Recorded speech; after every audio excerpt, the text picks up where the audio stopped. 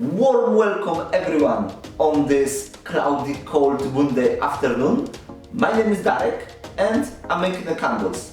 And in today's video I want to talk to you about curing the candles. So to start with, I want to tell you a story. So come closer or I will get closer. So on my previous house I wanted to make a bit of decoration, you know, I want to make one nice feature wall and I decided I'm gonna put a wallpaper on that wall. And I spent entire day putting this wallpaper on that wall. I was doing it on my own as well. I was doing that, I think, first time in my life as well. So I didn't really know what I can expect. Once I finished, I took a few steps back, I looked at this wall and it was just horrible. I thought to myself, yeah, I'm gonna go sleep, I'm gonna get up and tomorrow I'm gonna rip everything down and I'm gonna do it once again. However, I went to sleep, I woke up, I come inspect this feature wall next day and it was pretty decent. So pretty much over the night, once all the adhesive dried out, the wallpaper strengthened itself, after this 10 or so hours it looks good.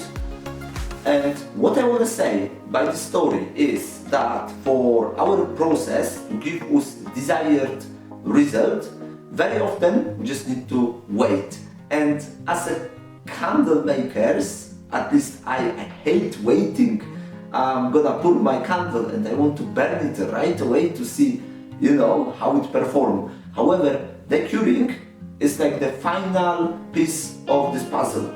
We need to give the candle time to cure to see how good the candle or how bad the candle actually is. So the only question we are left with now is what is curing and how long we should to cure our candles. So the curing is basically the process of hardening the wax for the better dispersal of the fragrance oil inside our container, inside our wax, for the optimal results. And also, if we want to go into more details, what is actually happening during the curing process, that's actually very interesting. So I'm not physicist or I'm not chemist either. However, in very simplified way, I can tell you on the molecular level what is happening in the candle once it's curing. So on molecular level, the nature of candle wax is polymorphic. That means that the candle wax forms crystals. And in solid state of wax, these crystals are bound together. However, when we heating the wax up, when we melting the wax, we breaking these bonds. The crystals getting smaller and smaller and smaller and smaller. And once the wax is hardening, once it's cooling down, it won't form the crystal again. So the crystals are bonding together again, and we got our wax back from the liquid state to solid state.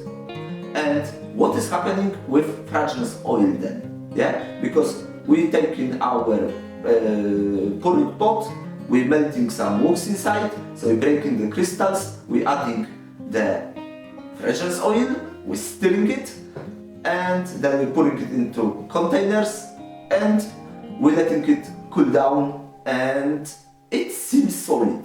However, it isn't. The fragrance oil and the wax, they never bonding together.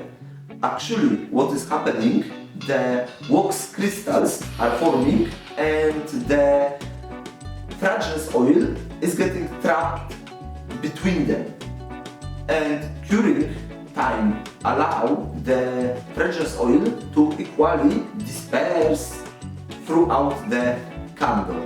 And that's pretty much what curing the candle is in very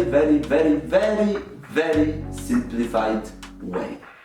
So the last question will be, how long shall we actually cure our candles? And what I'm doing, I'm always referring to the manufacturer recommendations. And on the type of wax I'm using, it says between 1 and 2 weeks. So I'm going with 2 weeks. So in my opinion, the curing process for candle is very, very important, because we can take our candle 2 days after we pour it, we can lit it, and the candle gonna perform really, really well. We're gonna get nice scent from, the candle will burn very, very well, but the same candle 2 weeks after we pour it and we're gonna lit it can perform really, really bad, because the wax gonna harden enough for the wick to not be strong enough. Also, if the candle is not fully cured, our fragrance oil could be more concentrated in one places than in other, that actually turning our candle in the fire hazard. But from the other hand, if you burn your candle 2 days after you pour it and it performed really, really bad and you're not happy with that, just leave it for 2 weeks, because actually after 2 weeks, once the process is completed, it might perform really, really good. So that's everything from me for today. And like always, thanks for watching and see you in next video.